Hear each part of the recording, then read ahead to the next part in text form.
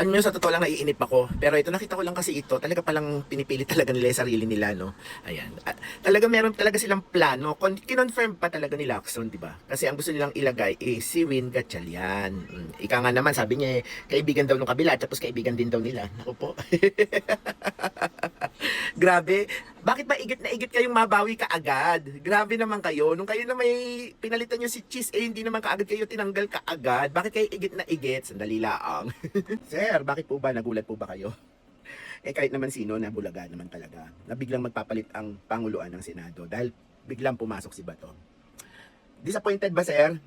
May mga hindi ba na-accomplish? Kasi balita ngayon Ito, panoorin natin TV program, sinabi po ninyo na may nakuha po kayong balita na may bagong sentro ng political power dito sa isang casino po at doon ay may nag-meeting involving big political names kasama po dyan at may mga pumamin na po, no? Ang dating Senate President Tito Soto, Sandro Marcos, ang House Speaker at sinasabi po na ang pinag-uusapan daw ang possible no election scenario. Sir, can you tell us about the meeting, sir, na sa reports po na nakuha ninyo? Nung isang linggo, Webes ng isang linggo, bago ko sinulat yung forum na yan, nasabihan ako na nagkaroon ng meeting sa VIP lounge ng Soler. No? Na nandoon si Speaker Boji D, kasama yung Deputy Speaker niya na si Ferdinand Hernandez. At si Senate, noon, nung panahon na yun, ay Senate President Tito Soto, kasama naman si dating Senate Secretary na si Mark Mendoza. No? At ang napag-usapan daw ay ang pag-aamyenda ng konstitusyon sa pamamagitan ng Constituent Assembly. No? At yung mga natalakay, yung napakinggan ng aking source, ang mga natalakay ay una, ang Senado by once the Constitution is amended, ang Senado ay gagawing ang eleksyon by region. No? Hindi na yung ngayon na nationwide ang pag-alal natin ng ating mga senador. So by region, which means 18 ang ating legislative region, kung tig-dalawa, pinag-uusapan daw kung 2 o 3 per region. So kung 2 per region, magkakaroon ng 36 na senators, at kung 3 per region, magkakaroon ng 54 senators. No? Ngayon, para magawa yun, kasi magta-transition yan, di ba? Kung magkakaroon pa ng constitutional change, magkakaroon ng transition. In which case, para ma-synchronize, yung mga senador na re-electionist sa 2028, bibigyan ng 3 taong term extension. No? At gayon din ang mga congressmen. Kasi syempre, kung i-extend mo yung senador, hindi mapapayas yung congressmen, hindi sila i-extend. So yun ang napag-usapan, no? Na ano pa ba? Basically, yun ang narinig mo. Yun ang nabanggit sa akin ng aking source. Nga sir, itong araw na to, bantulog si Senator Amy Marcos, ipinakita kagad yung kanyang video presentation. Panoorin natin Nang ipalabas ni Senator Amy Marcos yung isang video presentation kaugnay doon sa planong pagpapalit ng konstitusyon. Tinawag naman niya na Alex na propaganda at fake news ng mga miyembro ng minoriya at pilit na ipinalis sa record ng Senado. Magte-term extension ang mga congressman at madadagdagan ng 3 taon na mananatiling nakaupo sa pwesto hanggang 2031. Ganon din, 2028. Ganon din ang mga senador, pati ang Pangulo, hanggang 2031 na raw. Yan daw ang niluluto ngayon ng ilang mga senador at kongresista. Kaya nais nilang muling makuha ang liderato ng Senado. Sa video presentation ay pinresenta ni Senator Amy Marcos sa plenaryo. Sinabing nangyari daw ang pag-uusap kaugnay sa charter change sa isang hotel noong April 22 sa pagitan ng NOY dating Senate President na si Senator Vicente Soto at House Speaker Boji D. Base daw sa usapan, ang pagpapalit ng 1987 Constitution ay gagawin sa pamamagitan ng Constitutional Assembly bukod sa term extension at no election sa 2028.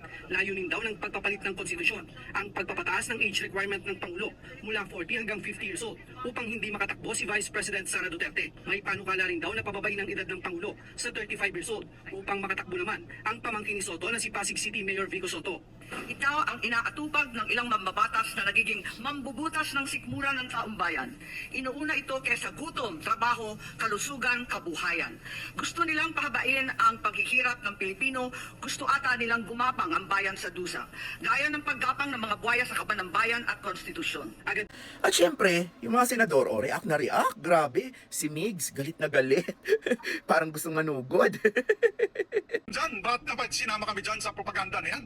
Na dahil kami, Duwag 11? Ano ba yan? Bulaga 11? At grade 13? That should not be shown here. Because what will stop us now Madam President, for that lady senator that we come up also with a propaganda video here, papalabas din namin yung mga sala nila. Oh, kung ano-ano, hindi naman kami ganyan. No, to gain traction, to gain Baka nga siya, wala naman talaga siyang kinalaman. Nabigla siya, galit na galit. Hindi siya na-inform. Kasi naman, dati ko namang independent Hindi ka naman minority. Kailan ko na lang nasali sa minority. Paano ba yan? Hindi ko na-inform. Ayan, sa sobrang galit nila, nagmosyon sila para burahin sa talaan ng Senado yung ginawa ni Senador Amy Marcos. As a motion to strike off the record of video, Mr. President. Clearly, this information has no place in this chamber, Mr. President. Sowing of intrigues has no place in this plenary hall, Mr. President. Fake news has no place in this plenary hall, Mr. President. And I say this by presenting the facts, Mr. President. Ang motion ni Senador Mig Zubiri na strike ang video po na iyan sa record nitong sesyon. Ulitin ko lang po ang sinabi ko last week sa sarili ko namang privilege speech. Ganito na ba kababa ang inaabot ng politika sa Pilipinas? Na hanggang dito sa floor ay magbabatuhan tayo ng putik. Sanay naman tayo sa pakikipagdebate, pagtanggap ng batikos at pagsagot sa mahihirap na tanong. So, hindi ako sensitibo sa puna. Sanay ako dyan. Pero, Madam President, ang pinakita po na video ay fake news. Hindi ko yan pwedeng hayaan kasama ng ating mga kasama. Ang hirap naman sa inyo Ginagawa niyong fake news agad Di ba maganda rin imbestigahan muna yan? Baka naman pwedeng imbestigahan yan. Ay, ito sigurado, garantisado. Magaling itong mag-imbestiga, lalo na tungkol sa mag-asawa. To strike sa record yung video presentation ni Senator Amy Marcos. I've been in public service broadcasting sa media for almost 30 years now. First time na ako nakita ng How Shao presentation kanina. But before that, let me tell you this. Sana huwag natin gamitin yung plenary para sa mga conspiracy theories natin. Sana maging totoo lang tayo. Again, babalikan natin yung sinasabi ko, experience ko sa media. 30 years na po ako sa media. Kapag ako po or anybody from the media, professional, legit, hindi yung How Shao, pag nag-expose, gumawa ng expose, pinapakapan yan ng video related dun sa expose, hindi yung gawa-gawa, hindi yung katang-isip, hindi yung opinion. Pag naglabas ng expose ang isang tao, especially dito sa bulwagang ito, dapat related doon sa sinasabi noong senador. Kung hindi nyo pwede i-deny yan, kasi according dun sa nagbalita, o pag nagsiwalat siya, naku, mawiwindang ng mga Pilipino sa malalaman namin. Ang sinasabi ko rin sa inyo ngayon. Ngayon, hindi ko alam kung si Senator Amy Marcos, una, tinanong ako ni Senator Amy patapos mabasa yung column ko. No? I mean, she was able, siguro yung staff niya, pinabasa yung column ko. So tumawag sa akin si Senator Amy at tinatanong kung ano yun. No? So sinabi ko exactly the same thing, the same story that I'm telling you now. At tinanong niya, sino yung nagsabi sa iyo? Sabi ko, hindi ko pwede sabihin yan. No? Hindi ko pwede sabihin yan. At dun sa interview naman kay Secretary Trixie Angeles, tinanong din ako ron at sabi ko, kung magde-deny yung mga nandoon sa meeting na yon at pabubulaanan yung aking sinabi, then sasabihin ko kung sino ang nagsiwalat sa amin. Kasi magugulantang ang buong bansa pag siniwalat ko kung sino yung nagsabi sa amin. Kaya the editorial video that we witnessed, yes. I would like to take exception of my being mentioned there. Parang lumalabas na parang lahat ng narinig nila o nakipag-meeting sa akin ang speaker o kung sino pa, parang pumayag ako. Sana tinanong nila yung source nila, pumayag ba ako? Yung mga binabanggit na idea, I did not even mention it to any member of the Senate. Tungkol doon sa mga ideas of, let's say, regional Senate and all that. Ito mga idea ng mga tao to Di ba? Kung nakikinig ka, narinig mo yung idea, ikaw ba yung sumang-ayon na? Dahil narinig mo? For example, in my case, I have never been in favor of charter change. Never.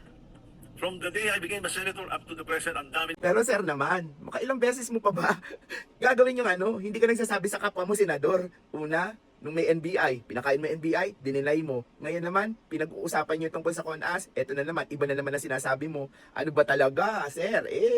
Baka pwede naman paminsan-minsan makishare ka naman sa mga kapwa mo senador para hindi sila nagdududa sa'yo. Pero teka sir, malamang, inalok ka. So, hindi ka lang siguro nag-agree, pero hindi natin sigurado kung hindi ka nag-agree Ibig sabihin pala sir, si Boji D at ang Congress ang dapat imbestigahan dahil gusto nila siguro magtsatsa. Kasi natalakay yun dyan di ba? So ang isip namin, considering na alam nung nagsiwalat na ako ay sumusulat ng column, hindi ito off the record, no? Hindi ito confidential. Kasi 10 kami at isa pa alam niyang manunulat ako at kuminsan nai-interview ako. So syempre, para kayo, mga journalist kayo, scooper di ba? So, isiniwalat, inano ko, hindi ko naman isinulat sa news item. Sinulat ko sa aking column na lumabas noong May 13. Wala rin akong ka-idea na meron palang ugong sa Senado na magpapalit ng leadership, no? Nagkataon lang na May 13. And then after that, I was interviewed by your former colleague, Pam and Marlon, si Trixie. No? Remember, this happened before pa magpalit ng Pangulo ng Senado. Kaya ngayon, wala nga daw siyang kaalam-alam na magpapalit. Sir, baka naman. Yan ang dahilan kung ba't nakaready na kagad ang mga NBI nung namumuno ka pa.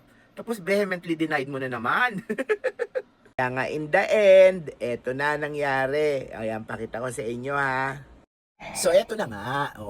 Pinapakiusapan na nila si Senator Amy Marcos or si Senator Amy Marcos na muna nag-withdraw ng kanyang presentation dun nga sa term extension. Pero sa isang kondisyon, may kondisyon siyang ibinigay. Tunay na nakaka-offend ng mga sentimiento na nagkalat sa SOCMED na siyang nilaman ng video ipinakita. Subalit nakaka-offend din kasi yung mga sinasabi ng ilang senador tungkol sa akin na sadyang sinungaling, na lahat daw na lumalabas sa bibig ko ay lahat all BS, outright lies, at yung iba pa may pahaging na kinakailangan daw ako ipasok sa mental institution.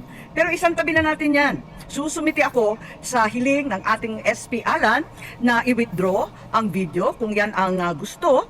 Sana, kapalit niyan, ipangako natin lahat sa ating taong bayan na walang term extension na mangyayari at na may eleksyon sa 2028. Yun lang po ang aking hinihiling. Tapos dito pakinggan natin si Mig Zubiri. Ang alam ko minority leader siya ngayon, di ba? Pero pakinggan natin yung sasabihin niya. Ayan, narinig nyo coming sa kanya talaga. We take note of that and we thank the good senator from Ilocos, Senator Marcos. Since the video has been withdrawn, Yes, the therefore, motion of Mr. Senator I- Zubiri. Yes, Madam President, if I may, because of that, and with the clarity that all of us here want elections sa 2020, hindi kami papayag na walang eleksyon. Sabi ko nga, magkaroon na talaga ng kaguluhan at we will defend it with our life, the right to suffrage. So with that, Madam Chair, I would do also my motion to as it's already been requested by the sponsors of to withdraw the video. Thank you, Senator Mig Zubiri. Kaya nga, ngayon, di ba, kahit nagkaganyanan pa sa Senado, at least, di ba, sigurado, garantisado, na magkaka-eleksyon sa 2028 according kay Mig Zubiri, di ba, ipaglalaban daw niya. At hindi natuloy dahil nagkabukingan na naman sa kakaibang plano dyan sa may house, di ba?